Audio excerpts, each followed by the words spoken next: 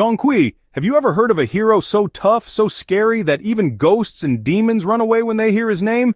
This is not a man from a movie, this is a real legend. I am talking about Zhong Kui. He is China's #1 demon slayer, the ultimate ghostbuster. When you have a problem with something spooky, something you cannot punch, you call him. He is the big boss of the spirit world, and let me tell you, you do not want to be on his bad side. Zhong Kui is not your typical handsome hero. No, he looks very fierce. He has a big dark beard that looks like it could fight a battle all by itself. His eyes are wide and bulging, like he is always looking for trouble, and he finds it. Now, how did this man become a demon king? It is a very sad story, actually. Zhong Kui was not always a scary-looking spirit. He was once a normal man, a brilliant scholar named, well, Zhong Kui. He was the smartest man in his whole province. His dream was to pass the big imperial examinations in the capital city. This was the most important test a man could take.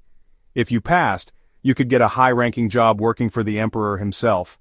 It was a very big deal, like winning an Oscar for being smart. So, Zhong Kui traveled a long way to the capital to take the test. And guess what? He was amazing. He answered every question perfectly. His essays were so good, the examiners were shocked. They gave him the highest score in the entire empire. He was #1.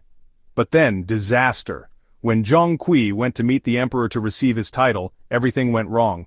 The emperor took one look at him and was horrified. Why? Because Zhong Kui was not very handsome. In fact, he was considered extremely ugly. The emperor said, "How can this ugly man work for me?" He stripped Zhong Kui of his title.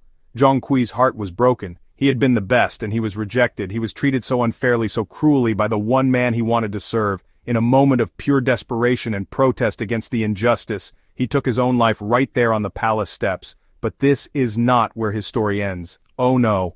After Zhong Kui died, the gods had other plans. In the underworld, the Yamaha, the king of hell, heard about what happened. He saw Zhong Kui's brilliant mind and his strong sense of justice. He thought it was a waste. He decided to give Zhong Kui a new, very important job. "You were wronged in the world of the living. Now you will bring justice to the world of the spirits. Now let me tell you about another emperor, the one who was alive, Emperor Xuanzong. One day this emperor got very sick. No doctor could help him. He had terrible nightmares every single night.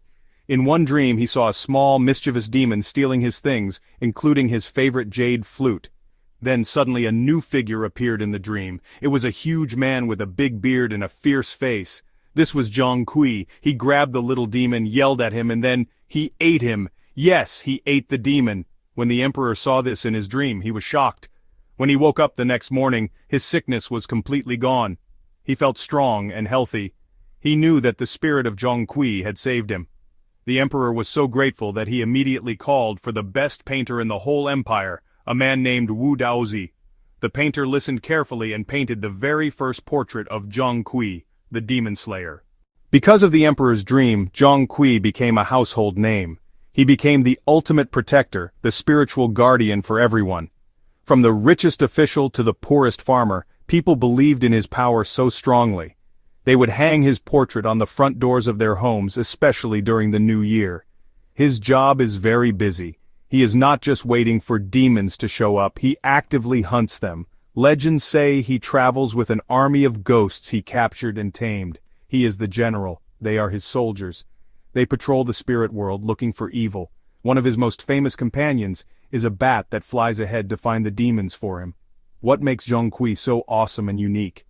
It is his story. He is not a god born perfect. He was a man, a very smart man, who was broken by an unfair system, but instead of disappearing, he came back stronger than ever. He turned his personal tragedy into power to help others.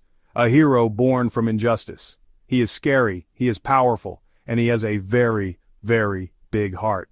He never gives up the fight, and that, my friend, is what makes him a true legend.